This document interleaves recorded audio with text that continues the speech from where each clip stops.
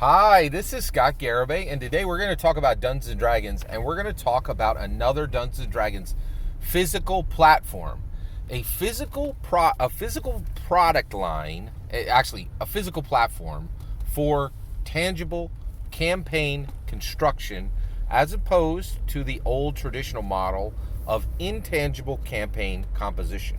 So tangible campaign construction is a new way that many dungeon masters, that a significant number of dungeon masters, in my humble opinion, are beginning to using to start Dungeons and Dragons campaigns. Right, very very distinct, very new, truly innovative, and also really like you know me. I roll hard against the OSR and the indie tabletop role playing game scene. And the reason why is I like that Dungeons & Dragons is beating them, but I want there to be a crispy Dungeons. Let's say, well, it's kind of Dunkin' Donuts, DD, right? Dungeons & Dragons. So Dungeons & Dragons is like the Dunkin' Donuts of donuts, right? And actually, it's not even called Dunkin' Donuts anymore. It's called Dunkin'. But I want there to be a Krispy Kreme to Dunkin' Donuts, right? I want Dungeons & Dragons to have a real competitor. It has no real competitor at this point. The reality is the entirety of the OSR and the indie tabletop role-playing game industry barely register compared to Dungeons & Dragons, right? Like, Dungeons & Dragons, announces errata and sales past coverage from the mainstream media, and Forbes covers like D&D's errata now. Like, it's wild, right? And the OSR and the indies and in the indie tabletop role playing game industry can't get on the board. Like, even their greatest achievements don't get more coverage than literally Dungeons and Dragons errata. It's wild, right? But I want the OSR and the indie tabletop role playing game scene to come up, and this is one of the areas that the OSR and the indies never, tabletop role playing games never win, never register, never really provide any real competition because they're not fighting Dungeons & Dragons. They don't even know where the arena where the fight is happening. And one of the reasons why Dungeons & Dragons is so incredibly important and continues to have massive stakes on the ground, stakes on what they're doing, is they're connecting their worlds to literally 1,000+ worlds, and they're doing it through physical product lines, right? And I have identified 5 so far: Plim, all right, Funko Pop, Lego, Yahtzee, Magic the Gathering. Yesterday, I just pointed you to Kid Robot. Today, I'm going to point you to a new one, okay? And it is Kreo. I don't think this line is it's no longer active, right? But the work it did to connect Dungeons & Dragons to important worlds is already finished, right? And Kreo is a physical platform that can now be used to do tangible campaign construction and to connect Dungeons & Dragons click directly to other worlds, okay? So a little bit of history here. So I have 4 kids, right? So that means that I spent decades, 2-3 decades at Toys R Us, right? For Christmas. And the other thing is and you know what? For when my kids got fantastic grades. Not all the time. Not all. My kids were honor rolls. Like almost every single Garibay has been an honor roll student, right? The only question is if you're high honors. Like, there's never oh, did you do poorly? Oh wait, I think there was one period where we had a brief moment where one of my kids was out of honor roll, status, and so anyway, sorry to brag about my kids there.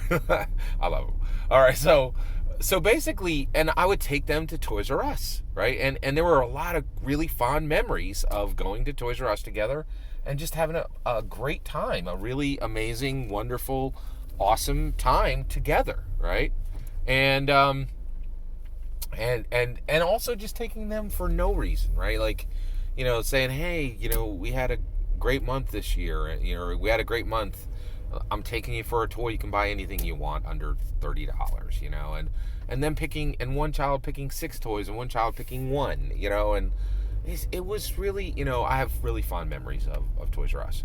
However, all right, I recently was kind of haunted. As soon as I started clicking into my head, and I'm the only person on the planet, I trust and believe, who's starting to think about this. Now, I think years from now, a lot of people are going to be thinking about it. But there was, so there was this point where I was like, hey, what is, I was thinking about Toys R Us, and I was like, oh my gosh, Legos ain't the first construction block toy that Dungeons and Dragons was connected to. I was like, I remember seeing on the shelves at Toys R Us a product, right? An official Dungeons and Dragons product. And I remember picking it up in my hand and putting it back on the shelf because I was like, this is a disgusting fake Lego, right? And I'll tell you right now, if you care about Legos, the worst thing you can have is a Mega Block or one of these nonsense, like construction toy blocks that are not Legos. They're really disgusting. And people get freaked out because Legos are worth money. I don't know if you know this, but they're worth a lot of money, actually, right? And some of the sets are literally thousands of dollars, right? But the worst thing that can happen is if you, and the reason why I never touch fake Legos, before I didn't touch fake Legos, right? We'll talk about it at the end of this video, right? Is because I didn't want them mixed in with my real Legos, right? Because then if people find those, if you go to sell your collections later, people are like, oh my gosh, this is all forged. This stuff is all forged, right? And you're like, it's not forgery. It's just like it's a whole thing, right? Anyway, right? So I was like, what was the official D&D construction toy? And I was like, was it Mega Bloks? And I looked it up and I Googled it. I'm like, Mega Bloks? And then I was like, and it took a while. It took a while. It took like a day for me to think and finally, and find the right Google search. And the right Google search exposed it. I was remembering clearly, right? It was Kreo, Kreo-O. Kreo made an official. They are exactly the same size as Legos, okay? And they actually click together with Legos, but they are disgusting and they're really kind of fake Legos.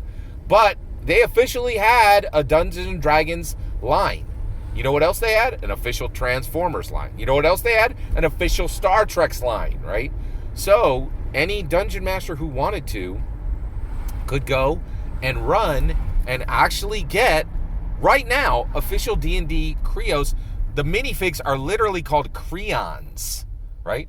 And they could say, okay, here's my Dungeons and Dragons fighter, and that Dungeons and Dragons fighter is going to meet Spock and Sulu and Kirk. Wow, and completely do a tangible campaign construction, right? And everything's going to be at the same scale, and everything's going to work, right? Now, I don't think anybody's going to do this, and I don't think even I'm going to do this. And the reason why is I have years to go before I even remotely get to the point where I have even scratched the surface on what's available through Lego, right? The only reason I might consider this going down this road is we talked about world strands previously, and I think this may be the only world strand where there's an official, Star Trek product and an official Dungeons & Dragons product. They're on the same scale, and Dungeons & Dragons was like, when you think of Star Trek, we want you to think of Dungeons & Dragons. And, Star Trek was like, when you think of Star Trek, we want you to think of Dungeons & Dragons. And both companies are pointing at each other in an official way, right? So, and then the question is it canon? We're still answering that question, right? And actually, I think we're determining that. We're determining the answer to that question right now. But in case you didn't know, Dungeons & Dragons, Dungeons & Dragons click, Lego click. Dungeons & Dragons is officially connecting with Legos, right? But Lego is not the first construction toy that Dungeons & Dragons connected to. I knew there was another one, but it took me a while. So Dungeons & Dragons is actually connected to Kreos. And there are Dungeons & Dragons Kreons, and there are Star Trek Kreons, and there are Transformer Kreons, and there are Cityville Kreons. Cityville is a defunct video game, right? But it's interesting. It's really fascinating. And one of the things I keep telling you, I'm like, people do not understand what's happening on Dungeons & Dragons. Boy, oh boy, am I convinced of that, right? And here's the other issue is we have to preserve the history right now. We need to figure out what the physical platforms for Dungeons & Dragons are so we know what these companies are telling us. So we're knowing which companies are saying, listen, this ain't a homebrew. This is us saying officially, hey, we are connecting this world to the Dungeons & Dragons world, right? And we need a record of it before it is quite literally forgotten, And that's important. It's important to get the record straight. So that's what I'm doing here. I'm doing some Indiana Jones archaeology on Dungeons and Dragons, right? And pulling things right out my brain dome and getting proof of it before it's forgotten. Don't forget D&D Kreons. Don't forget Star Trek Kreons. Are there any physical platforms I'm not remembering? I'd love you to let me know and tell me, what. Oh my gosh, Shrinky Dinks. I just thought about that. I think there were D&D Shrinky Dinks, and what other things were made into Shrinky Dinks? Wow. Let me know. Your thoughts. What am I forgetting? All that's my humble opinion. I'm eager to hear yours. Let me know in the comments below. Please consider liking and subscribing, and have a wonderful millennium.